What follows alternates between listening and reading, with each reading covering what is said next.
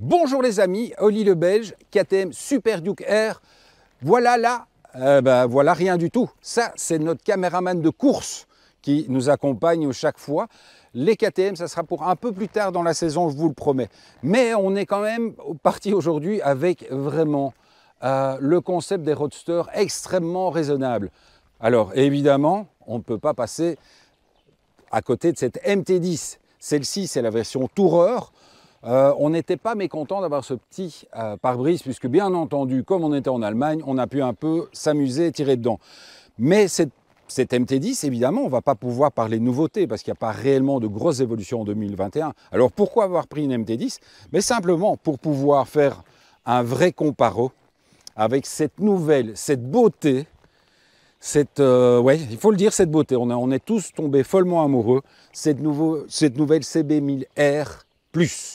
Alors pourquoi plus? Pourquoi CB? Pourquoi 1000? Pourquoi 2021? Pour plein de nouveautés. Alors, seule chose qu'on n'ait pas eu avec cette CB1000R+, c'est le petit capot de selle passager. Mais sinon, pour le reste, physiquement, on va dire physiquement, quand on la voit comme ça, telle qu'elle, qu'est-ce qui a réellement évolué, ce qui a vraiment changé? C'est évidemment cette nouvelle optique de phare. Donc avant, on avait vraiment un phare plat. Maintenant, il y a un phare légèrement courbé. Il y a également pour la R+, ce petit saut de vent. On ne va pas aller jusqu'à un saut de vent. On va parler d'un petit élément de décoration qui ne va pas la faire devenir une vraie GT. Il ne faut pas exagérer non plus. Et alors, évidemment, pas mal de pièces bien noires, bien anodisées. Salut les gars. Donc, effectivement, le petit détail qui tue, dont Gilles vient de me parler, ils ont été jusque là. Donc le canon de fourche, enfin la fourche, non pas le canon, mais la fourche, est anodisée noire, j'ai eu du mal. Et puis pour le reste, la ligne d'échappement est en noir, il y a des nouvelles platines de repose-pied très jolies, on va dire un cache radiateur un peu plus petit. Donc tout ça, ça participe vraiment à ce look méchant. Vraiment ce look méchant, agressif. Et tant qu'on est sur le pot, juste pour le plaisir, que vous le savez, comme dirait Herbert, j'adore dire comme dirait Herbert, ce petit pot qui d'origine fait un sale petit bruit, mais vraiment le sale petit bruit quoi. Donc une fois de plus, on va pouvoir parler, on en parle énormément pour l'instant du bruit, etc. Mais d'origine, cette bécane, tout en restant dans les normes, eh bien, elle fait un son fabuleux. Moi, j'adore. Je trouve que vraiment... Alors, on a été se balader, donc effectivement, avec cette MT10 et cette CB1000R. Gilles vous présentera tous les petits détails du tableau de bord, parce qu'il y a plein de nouveautés. Les premières choses que l'on peut voir entre ces deux bécanes, on va parler d'abord de la position. Donc, la position sur la CB1000R, eh bien, on va directement le regarder. Position qui est un petit peu plus... Pour quelqu'un de ma taille qui est un petit peu plus étriqué, c'est-à-dire qu'on a vraiment les jambes qui sont pas mal repliées.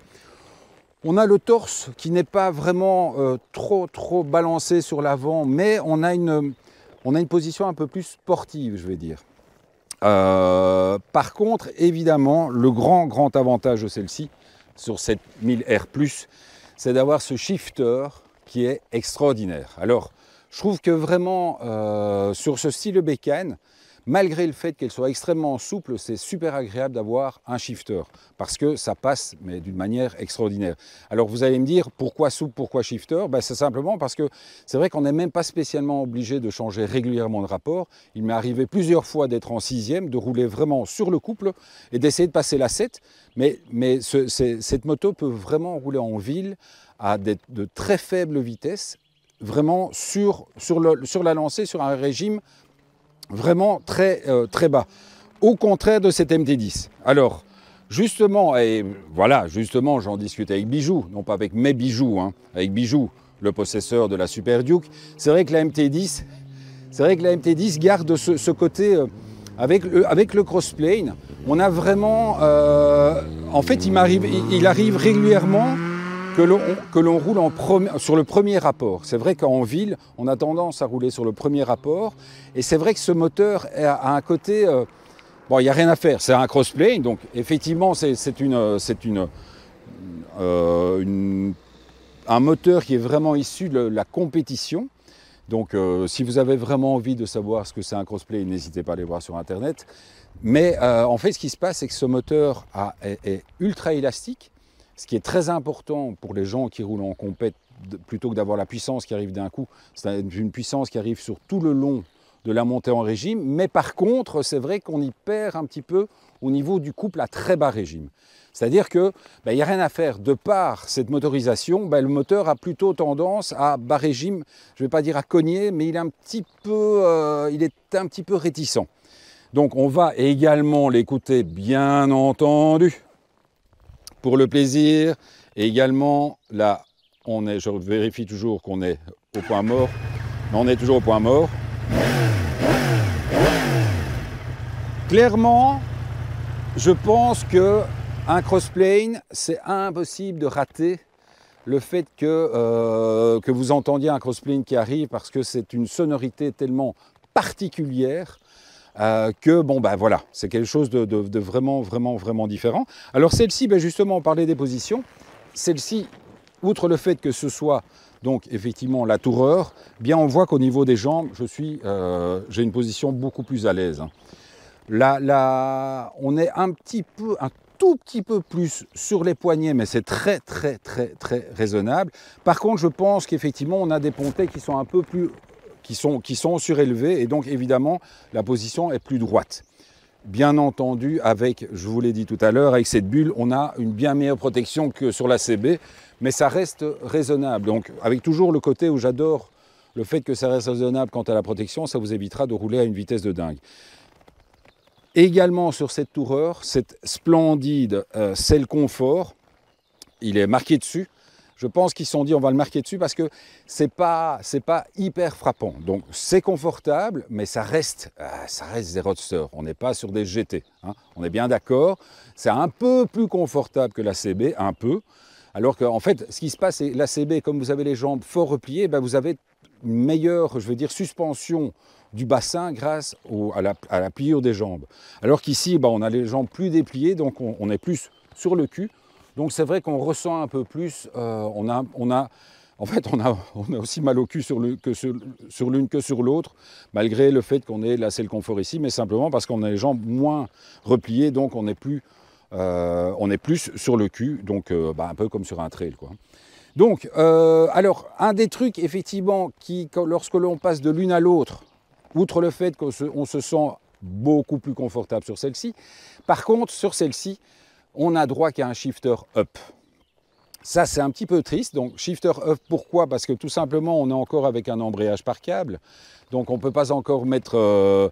Et donc, du coup, effectivement, d'une part, c'est un shifter up, et d'autre part, il n'est pas hyper souple. C'est-à-dire que quand on passe les vitesses, on sent quand même que ça tape un peu. Au contraire, vraiment, du shifter de la CB qui passe, mais alors comme dans du beurre. C'est un réel plaisir d'utiliser ce shifter sur la CB. Ça, c'est pas mal du tout non plus, qui passe à une bonne petite VMAX à l'ancienne. Donc là, effectivement, on est sur un V4. Alors que là, aujourd'hui, on était sur des 4, sur 2x4. Encore un petit V4, petite VFR. Donc, je vous le dis, hein, vous allez me dire, tu viens régulièrement sur cette route tout près de Givet? Oui, d'habitude, il n'y a pas grand monde, mais vous savez que, voilà, à mon avis, je dois attirer le monde. C'est pas possible autrement. Donc, voilà. On vous aurait donc la présentation qui va suivre pour vraiment toute l'électronique de la CB, ce qui fait vraiment partie des nouveautés. L'AMT ne bouge pas réellement, ça reste une très bonne bécane. Une bécane qui, malgré tout, souffre en fait de quoi? Elle souffre de la comparaison avec la MT-09. Bon, évidemment, la puissance n'est absolument pas la même. Mais le gros problème, c'est qu'effectivement, quand on roule avec des bécanes, donc de 145 chevaux pour la CB 1000R et une bécane qui sort 160 chevaux pour la MT10, force est de reconnaître qu'il faut être extrêmement sage à la remise des gaz. Non pas que ce sont des bécanes violentes, mais c'est de temps en temps assez surprenant de voir à quelle vitesse on roule, parce que ce sont des bécanes qui amènent très vite à de très hautes vitesses. Et surtout, donc c'est ce que je disais tout à l'heure avec le pare-brise de l'AMT, clairement, comme ça protège un peu plus, on a tendance à rouler un peu plus vite. Mais bon, ça on va le voir, puisque maintenant on va partir sur les embarqués. Hein. Vous savez, vous adorez les embarqués. Gilles a déjà commencé à monter. Donc effectivement, vous l'avez vu tout à l'heure, hein, les barres, les trucs pour les GoPro, etc. Je sais que vous adorez les embarqués, nous aussi. On va être raisonnable parce qu'on a eu vraiment une fin de semaine dégueulasse. C'est pour ça que les motos sont un petit peu sales aussi. Et donc il y a un petit peu de gravier. Mais vous savez qu'on adore ça. Donc on se retrouve tout de suite pour les embarquer. A tout de suite les amis. Lance la pub. Ouais, vamos. Ouais. On va fermer. Voilà. Comme ça on entend mieux. Voilà, donc la suite, hein, vous le savez, je vous l'avais promis, cette petite embarquée sur cette route que l'on adore. Avec cette CB, je vous dis, c'est resté un truc de fou, mais vraiment ce shifter est juste fabuleux. C'est une moto qui se place... Alors, ça c'est le genre de mot que j'utilise peu, mais c'est une moto qui se place généreusement. C'est-à-dire qu'elle passe toute seule en virage. Là, les suspensions sont vraiment... elles sont réglées quasiment d'origine. Je crois que Gilles a un tout petit peu durci l'arrière. Mais c'est pas vraiment quelque chose qui est gênant. Et vous voyez qu'en fait, elle reprend tellement bien un bas régime. C'est toujours, chaque fois, de vrai plaisir. Donc, comme d'habitude, Gilles m'envoie un maximum de cailloux. Il est en train de me faire non avec la tête, ben ouais, évidemment. Parce que, ah oui, arrête de rouler au milieu. Parce que sinon, là, je me prends un max. Mais donc, vous le voyez, là, on est vraiment sur le concept de ces gros roadsters, c'est-à-dire de vraiment d'enrouler et de rouler sur le couple. Puisque là, je suis vraiment en quatrième à 70 km/h et la bécane se place extrêmement naturellement. C'est quelque chose qui est redoutable par rapport effectivement à des roadsters de plus petites cylindrées qui demandent d'être un petit peu plus violents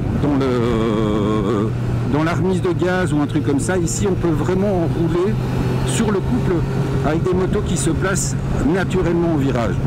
Le gros avantage de la CB par rapport à la MT, on en parlera lorsque je roule avec la MT, c'est bien entendu la consommation qui est au minimum. Alors ça va être assez spectaculaire, mais au minimum 1 litre de moins avec la CB qu'avec la MT. Ça c'est tout à fait incroyable, mais bon, je vous dis, la MT, c'est un petit peu le côté bestial, alors que la CB est vraiment une bécane qui est vraiment d'une douceur. Enfin, c'est une Honda. je cherchais le bon terme, mais c'est tout simplement une Honda, et c'est tout simplement une bécane sur laquelle on se sent tellement bien et tellement naturel que c'est un réel plaisir. Allez, on se retrouve tout de suite pour la vidéo de la MT. Ouais, on peut. Du respect des cyclistes. Non, absolument pas. Attends, hop. Je referme. Vamos. Voilà, comme prévu la seconde partie, hein, je vous en avais parlé. On fait attention nos amis cyclistes. Et donc, cette évidence, lorsque l'on passe cette chance qu'on a de pouvoir tester plusieurs motos le même jour sur la même route, le gros avantage, c'est effectivement, on se rend compte à quel point la CB est un véritable jouet, c'est-à-dire qu'elle se place naturellement en virage. La MT10 est un petit peu plus physique. Donc en fait, ça correspond assez bien à son moteur qui est également beaucoup plus violent, beaucoup moins gentil. Par exemple ici, tout à l'heure, je suis passé en 2 avec la CB, avec la MT, je suis obligé de passer en 1. Parce que sinon, on sent que le moteur ratatouille. Et donc, en fait, la CB se place naturellement au virage, mais par contre est un petit peu plus vive. Alors que la MT, clairement, là, elle est mise, il faut un petit peu plus l'emmener en virage. mais une fois qu'elle est déposée sur l'angle, elle est super stable. Voilà parfaitement ce qu'on peut voir d'un châssis à l'autre, où justement ben, on a cette différence. Voilà, on a ce grand guidon sur la MT qui est un bras de levier super cool pour justement passer, pour la tirer dans les virages, et on est bien content d'avoir ce guidon très large parce que ben, elle demande plus d'inscription, et donc en fait ben, c'est un petit peu dans l'idée du côté toureur d'avoir ce guidon qui est plus haut, et donc en fait le centre de gravité de la moto qui est beaucoup plus haut. Donc voilà, c'est une moto il faut un peu plus travailler en virage. Bon, il ne faut pas rigoler non plus, hein, ça passe hyper bien. Ce shifter qui est un petit peu plus dur, hein, il faut le dire, surtout que c'est un up.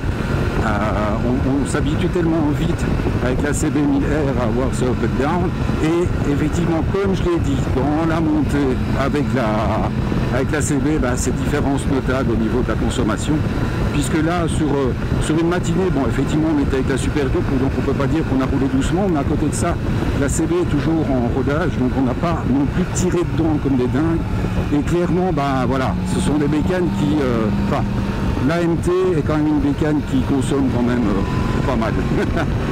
Allez, on se retrouve, ben, bon, ne partez pas tout de suite, n'oubliez pas de vous abonner, n'oubliez pas la petite cloche, n'oubliez pas le pouce, n'oubliez pas de m'envoyer des commentaires, on est là tout le temps, et on continue donc, je vous le rappelle, à faire tous les lives tous les dimanches à 18h. Ciao les amis, maintenant on est parti pour de la caméra embarquée. Ciao.